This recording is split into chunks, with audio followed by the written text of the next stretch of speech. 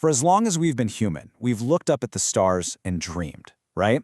But what happened in the 20th century was something else entirely. That dream suddenly collided with the brutal reality of war, and it sparked a race that would define an entire generation and completely change how we see ourselves and our tiny planet in the universe. This is that story, the incredible true story of how we first reached for the final frontier. And look, this isn't just some dry history lesson. This is one of the greatest adventure stories humanity has ever lived. It's a story packed with brilliant minds, unbelievably bitter rivalries, devastating tragedies, and, in the end, a triumph that brought the entire world together. It's about how we went from being stuck on this planet to taking our very first steps out into the cosmos. So how did this whole thing even get started? Well, long before governments were pouring billions of dollars into this, the journey to space began in the minds of a few brilliant and often completely overlooked dreamers. But their vision of peacefully exploring the cosmos would first get twisted into a terrifying tool of war. Okay, so you basically have three main pillars of spaceflight, all popping up around the same time. Over in Russia, there was Konstantin Tsiolkovsky. He was a school teacher who dreamed of these incredible castles in space and actually worked out the fundamental math for rocketry. Then, in the US, you had Robert Goddard, who was quietly building the actual hardware. He launched the very first liquid-fueled rocket and got called Moon Man by the press, and they weren't being nice about it. And then, in Germany, a charismatic young engineer named Wernher von Braun was about to see his dream take a very, very different turn. And this is where the story gets its tragic twist. Von Braun's spaceflight club, full of people just dreaming of going to the moon, got swallowed up by the German military. His genius was completely redirected to create the V-2 missile, Hitler's so-called vengeance weapon. Now, as a weapon, it was a failure, but as a piece of engineering, it was a marvel. It was the very first man-made object to ever touch the edge of space. The key that could unlock the stars had been forged for destruction. After the war, von Braun and his top scientists were secretly whisked away to America. Meanwhile, the Soviets got their hands on the German engineers who were left. The stage was now set for a totally new kind of conflict, the Cold War. And the next big battlefield wasn't going to be on Earth. It all kicked off with a simple, and to many, a terrifying sound coming from the sky. Imagine it. October 4th, 1957. The Soviet Union launches this little polished metal ball into orbit. It's called Sputnik 1. All it did was circle the Earth and send out this faint, repetitive signal. But that simple beep, heard on radios all around the world, caused absolute panic. And the panic wasn't just about being in second place. You have to understand, the logic was simple and scary. If you can put a satellite into orbit, you can put a nuclear warhead anywhere on Earth. Newspapers started calling it the Red Moon. This whole freakout, the Sputnik crisis, is the direct reason NASA was created. It also kicked off a massive revolution in science and tech education in America. Just like that, the space race was on. So with the whole world watching, the Soviets just kept winning, one victory after another, pushing the United States to make a move that was so bold, so completely audacious that it seemed almost impossible. It was a move that would totally redefine the finish line for the entire race. This was the big one. While the US was still trying to get its act together, the Soviets sent this charming young man, Yuri Gagarin, on a full orbit of the Earth. He became an instant global superstar. For the USSR, it was an unbelievable propaganda victory. For America, it felt like they were falling further and further behind. So just a few weeks after Gagarin's historic flight, President Kennedy had to do something big. He knew he couldn't win the race as it was, so he changed the destination.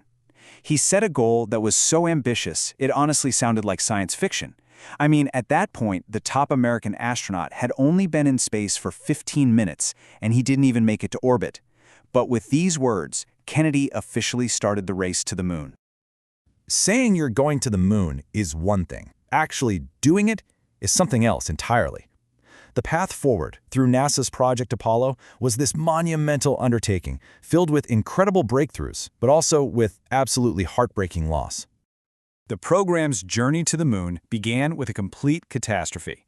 During what should have been a routine launch rehearsal, a fire flashed through the Apollo 1 command module, killing the three-man crew.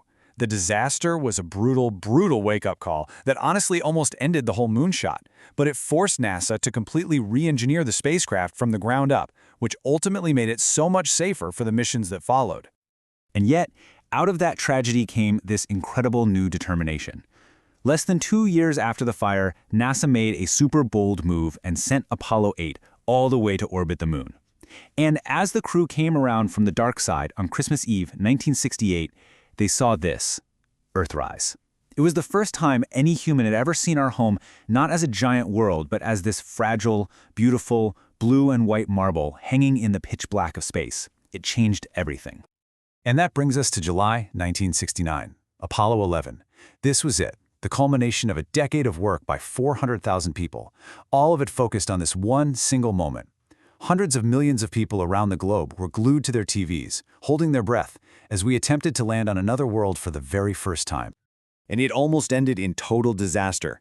As the lunar module, the Eagle, was coming down, the navigation computer just started screaming with alarms. It was overloaded. Neil Armstrong had to take manual control, flying this thing like a helicopter to steer away from a field of giant boulders. All the while, you can hear Mission Control in the background calling out the fuel. 60 seconds, 30 seconds. I mean, they were that close. With just seconds to spare, Armstrong set the craft down gently on the surface of the moon. A few hours later, the hatch opened. Neil Armstrong climbed down that ladder, and with those immortal words, he stepped onto the moon. A human being was standing on another world. The United States had won the space race. But what happens after you cross the finish line of the biggest race in history? Well, after the triumph of Apollo, public interest and government funding started to dry up. But the age of space exploration didn't end. It just transformed. The era of head-to-head competition gave way to one of scientific collaboration and eventually a new commercial boom. So NASA shifted its focus to making space more accessible with the reusable space shuttle. We sent up incredible tools like the Hubble telescope, which has completely rewritten our understanding of the universe. And maybe most remarkably of all, the old Cold War enemies, the US and Russia, led a global coalition to build the International Space Station, a permanent home in orbit where astronauts from all over the world live and work together. Which brings us to today. Because right now we are in a new space race, but the players and the rules of the game have totally changed. It's not just nation versus nation anymore. Now you have private companies like SpaceX who are huge players. By figuring out how to reuse rockets, they are slashing the cost of getting to orbit, opening up space in ways we couldn't even have imagined before. And the goal is no longer just putting flags on the moon. It's building a permanent base there, and then setting our sights on the next great destination, Mars.